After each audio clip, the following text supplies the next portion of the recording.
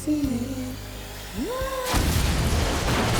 World, it's modern times, and but it's taking place where there's been kind of tectonic shifts in radioactivity, and mutations are happening with people, and it's kind of kind of elevating people's natural things. So if you're really a good person, you're usually not affected, but maybe if someone's like on the spectrum of a sociopath or has evil instincts, this radiation can elevate that and kind of exacerbate your true person, maybe.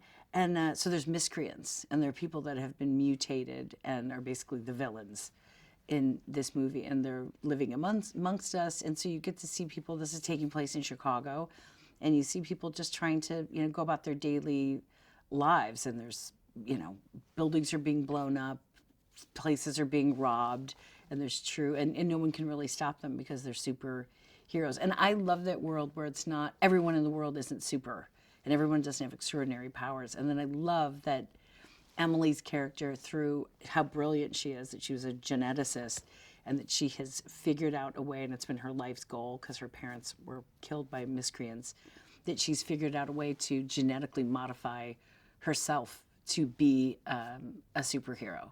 And then I bumble back into her life and accidentally take her injection that's taken her like better part of her adult life to create. Emily, Octavia's character, loses her parents to a miscreant attack. She goes to live with her grandma, and she goes to a different school that's kind of a hard, scrappy school in Chicago.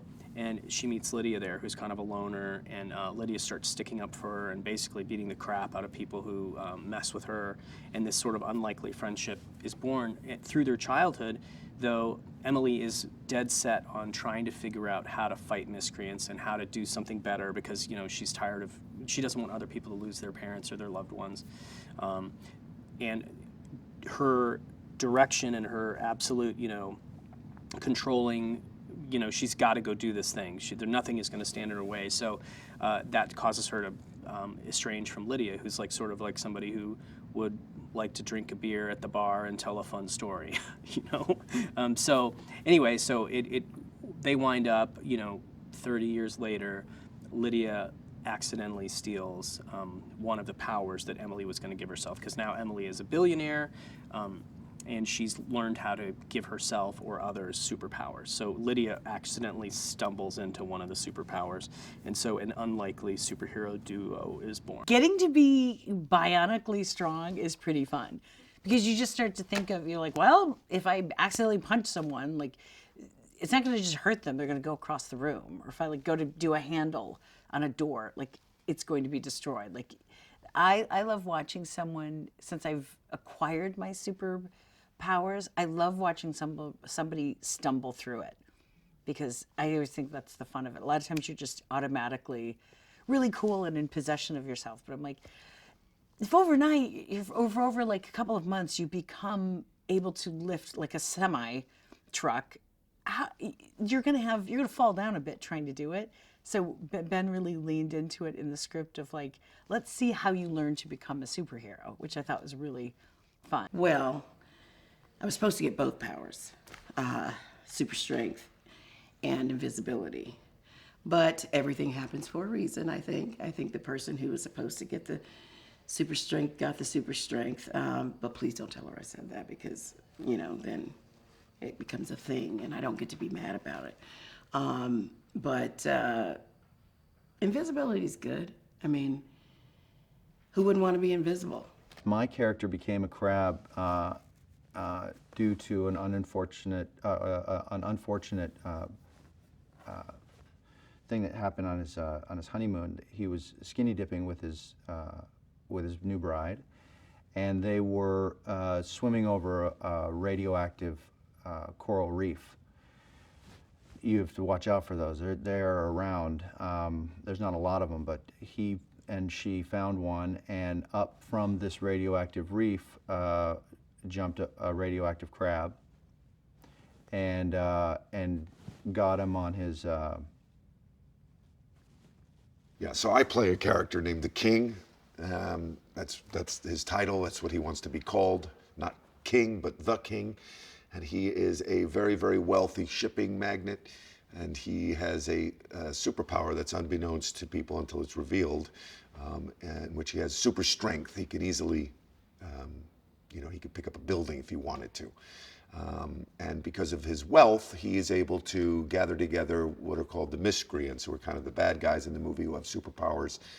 They're using them for malevolent purposes, and he sort of gathers them together, or as he puts it, unionizes them, in order to create havoc. And he's power hungry, and he wants to become the mayor and eventually become the president of the United States. So she throws lasers, and she kind of manipulates energy in the form of a ball, and then she throws it. We've all had friends that we were really close to as kids, and you kind of float away. And I don't know, I always think about people, I still am friends with quite a few that I've been friends with forever, but some of us have drifted apart and then we've gotten back together. And I don't know, I think that's something that everybody roots for. Like that you have those long-standing friendships, and there's something really hopeful about it, that if you really love someone and you were really close, that that closeness doesn't just fade away. And then fighting, bringing in justice and good versus evil, and that, trying to do the right thing counts. It makes for a pretty epic story. Thank God she and I haven't, lost time together, but I can imagine a lot of people do. Life takes you, in different directions. And to write a story that has all of this wonderful stuff going on, but at the center, it's about not just the friendship between these two women, but the idea that my character has spent so much time focusing on righting the wrongs of society that there's a big void in her relationship with her daughter. And it takes her best friend coming back into her life for her to realize that, you're missing a lot of time. And because she lost her parents on, you don't know how long your time on earth is. So it was such a wonderful way to have that heart, for the story to have those legs, and for you to feel for all of these characters and root for them. And it's delightful to see Melissa and Octavia in moments really catch each other. And these women have known each other for a long time, the actresses. And you can see their love and admiration for one another off screen, on screen. As kids, Lydia and Emily were really good friends, and I think Emily took life really seriously because she always wanted to honor her parents, and she always wanted to live up to what people expected. And I think Lydia never really lived like that. I think she lived in the moment, and I think that's where the two differed. And later in life, they come together, and Lydia's traits and Emily's traits merge almost. You can almost see some sort of, I don't know, they come together as one. And I think it's really interesting to see how living in the moment with a little bit of structure can create a really, really great friendship. I love wire stuff. Oh my God. Anytime I can be in a harness and flipping around, it's you truly can defy, I can't do any of that, but I'm yeah, put me on a wire and, have me flip around or spin. The spinning was, I hadn't done that kind of spinning before. I've done flips and stuff, or jumps and, stunts, but that was really a different thing to do. And a couple of times I was the first time I tried the really quick spin, I landed and as my feet touched, I went, whew, and I was so dizzy that I didn't even know I was falling. And I was just about to hit the ground, and a lovely guy caught me, and I was I didn't even know I was falling. So it took a bit to get used to, but it's so fun, and it's so dumb, and it makes me laugh. Well, Melissa wants to do too many stunts. And I always have to tell her, you're not doing that one. And she's finally getting, because we have the most amazing stunt teams, and Wally Garcia and Lance, they've done an amazing job, heading our teams. And then we have Lucy Romberg, who's one of the best stunt people in the world, and she's Melissa's stunt person. So sometimes I'm like, Melissa, you really want to jump into that thing? And I got Lucy, and she's a parkour champion, and she's standing right here, and it's on her back. And Melissa will finally be like, okay, I'll do it. Octavia shows up on set before anybody. she's in, you know, I'll just be trying to figure out a shot, and she's like, hey Ben, how you doing? And I'm like, she's in her super suit, she's camera ready, and I'm like, the cameras aren't even up yet. What do you? And she's like, no, I just like to feel the space. And I'm like, so I end up talking to her for a while, and I do all these, you know, first and second team rehearsals at the same time because, you know, there she is and she wants to do it.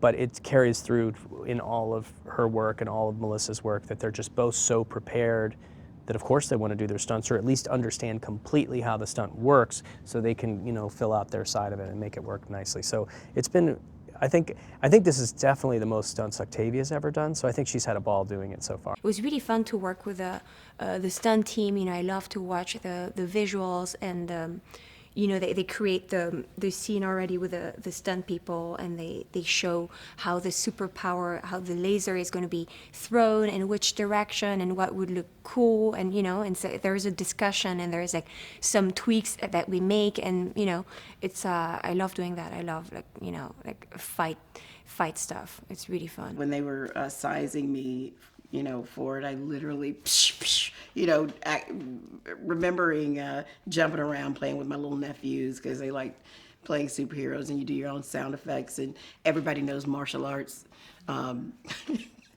Basically, it's a dream that you get to actually live out, and they did an amazing job with these costumes. Well, I wanted them to look just really, really to fit seamlessly into the world of superheroes. So my fear, if you start to go into super bright costumes, is you'll start to feel like we're the funny ones. You know, like my suit's the color of a tomato. I'm the tomato. Which, by the way, Thunder Force 2, the tomato. But we wanted it to just feel really, really real. So, you know, that starts to get into the grays and the blues and the darker hues. And Jose is so effortless with that. I mean, I think, you know, they were doing Black Panther's outfits and all this stuff where they all looked so incredible. So we sort of told him, Melissa and I were sort of talking to him about, we just want it to look really, really real. We want him to look really fierce, but also like a billionaire was able to create these suits with the help of these geniuses, and he caught on pretty easily. He's really good at it. I love my super suit. I didn't know if it was going to be comfortable or tight because I don't know how these things work. The closest thing to a super suit I've had is a Party City outfit when I was 9. So I think this is cool, and I can maneuver. Yeah. For him to be able to have written and then is directing a superhero movie, he's like kind of beside himself. It's such a fun world because like anything can happen. You can have ultimate powers. There's heightened villains. I mean, it's a super fun world to play in. Ben is one of my best friends and loves what he does, and that's a bit infectious on the set. He's one of the kindest people you'll meet, and that sort of permeates the set as well, and it's just a really nice, comfortable, easy place to work, and that's a lot of what a director can and should do, and it just comes real easy to him. So Ben Falcone, I know, was a big comic book fan growing up, so I know he'd always wanted to write a story like this. Of course, putting Melissa in the lead was a no-brainer for him, and I know Melissa wanted to work with Octavia. They both did. And so I think it fulfilled a couple of things for him. His sort of childhood dream of writing a superhero movie, and getting to write it in a mixed comedy genre with the superhero genre, I think was really something he wanted to do, because we don't see it very often. And it also allows him to do what he does best, which is work with a gang of performers who he knows are funny, who he could be very fluid with. It was really great to work with Ben, and he gives you a lot of freedom, and he gives you new ideas and many ways to do the scene, and he just really allowed me to bring my weirdness and my craziness, and with so much love and trust.